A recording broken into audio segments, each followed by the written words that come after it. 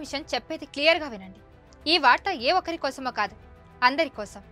మీరు కరోనా టీకా వేసుకొని ఉంటారు కదా, ఇప్పుడంతా బాగుందిలే అని అనుకోవద్దు. దీనివల్ల చాలా సైడ్ ఎఫెక్ట్స్ రావచ్చు, అవి ప్రాణాల మీదకు కూడా తేవచ్చు.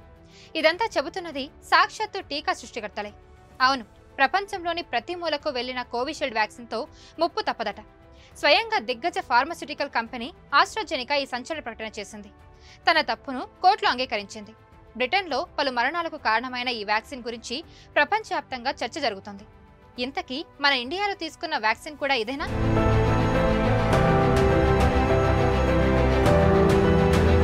ఆస్ట్రాజెనికా వ్యాక్సిన్ భారత్లో కోవిషీల్డ్ అని కూడా పిలుస్తారు. ఇది వైరల్ వెక్టర్ వ్యాక్సిన్. చింపాంజీలలో బలహీనపడిన సాధారణ జలుబు వైరస్ నుంచి ఈ టీకాను డెవలప్ చేశారు. స్పైక్ ప్రోటీన్లు ఉత్పత్తి చేసేందుకు వైరస్ జన్యుక్రమంపై ఆధారపడి ఈ వ్యాక్సిన్ పనిచేస్తుంది. ఈ వ్యాక్సిన్ శరీరంలోకి వెళ్లగానే అక్కడున్న వ్యాధి నిరోధక శక్తిని యాక్టివ్ చేస్తుంది. అప్పుడు యాంటీబాడీలు ఉత్పత్తి అవుతుంది. దీని కారణంగా రోగనిరోధక వ్యవస్థ కరోనా వైరస్ పై పోరాటం చేయడం ప్రారంభిస్తుంది. ఇండియాలో ఎక్కువ మంది వేసుకున్న టీకా కూడా ఇది.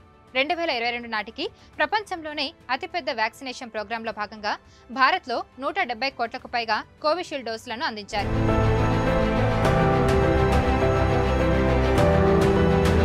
ఓవైపు కరోనా డోసుల పంపిణీ ఇండియాలో పెరిగిన సమయంలో మరోవైపు బ్రిటన్లో ఆస్ట్రాజెనికా వ్యాక్సిన్ తీవ్రమైన సైడ్ ఎఫెక్ట్స్ చూపిస్తుందన్న వాదన మొదలైంది. దీనికి బలాన్ని చేకూర్చేలా యూకేలో పలు బ్లడ్ క్లాట్ కేసులు రికార్డయ్యాయి. దీంతో ఆస్ట్రాజెనికా సామర్థ్యం సంగతి పక్కన పెడితే ఇది హాని చేస్తుందన్న భయాలు మొదలయ్యాయి. పలు దేశాల్లో ఆస్ట్రాజెనికా పనితీరుపై పరీక్షలు పెరిగాయి. Denmark, Ireland, Thailand, Netherland, Norway, Iceland, Congo, Bulgaria, Germany, France, Italy, స్పెయిన్తో సహా పలు యూరోపియన్ దేశాలు ఆస్ట్రాజెనికా వ్యాక్సిన్ వాడకాన్ని నిలిపివేశాయి.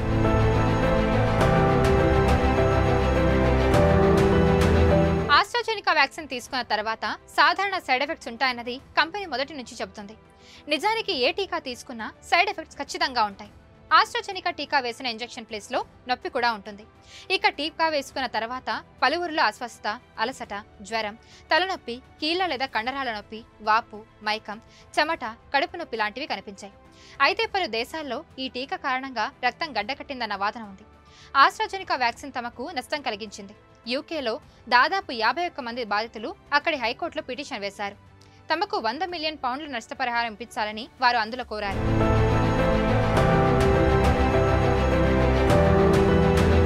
నిన్న మొన్నటి వరకు తమ టీకాతో ఎలాంటి సమస్య లేదని చెప్పుకొచ్చిన ఆస్ట్రాజెనికా ఇప్పుడు స్వరం మార్చింది. తమ టీకాల్లో లోపాలు ఉన్నాయని ఆస్ట్రాజెనికా ఒప్పుకుంది. ఆస్ట్రాజెనికా ఆక్స్ఫర్డ్ యూనివర్సిటీ అభివృద్ధి చేసిన Covishield serum institute of India ఉత్పత్తి చేసింది. కోవిషీల్డ్ వేసుకున్న వాళ్ళు థ్రోంబోసైటోపినియా సిండ్రోమ్కు గురవుతున్నారట. దీని కారణంగా శరీరంలో రక్తం గడ్డకట్టడం లేదా ప్లేట్లెట్స్ కౌంట్ వేగంగా పడిపోవడం జరుగుతుంది. శరీరంలో రక్తం గడ్డకట్టడం వల్ల బ్రెయిన్ స్ట్రోక్ లేదా కార్డియాక్ అరెస్ట్ వచ్చే అవకాశాలు పెరుగుతాయి.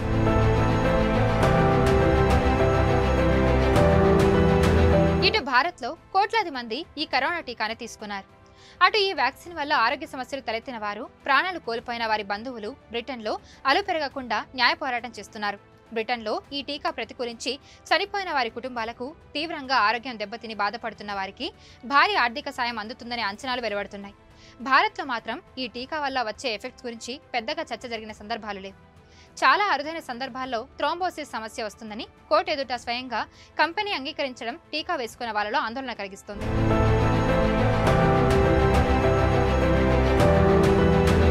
మరిన్ని వీడియోస్ కోసం ఛానల్ ని సబ్స్క్రైబ్ చేయండి. లేటెస్ట్ అప్డేట్స్ కోసం వాట్సాప్ ఛానల్ ని ఫాలో చేయండి. అండ్ లింక్ డిస్క్రిప్షన్ లో ఉంది.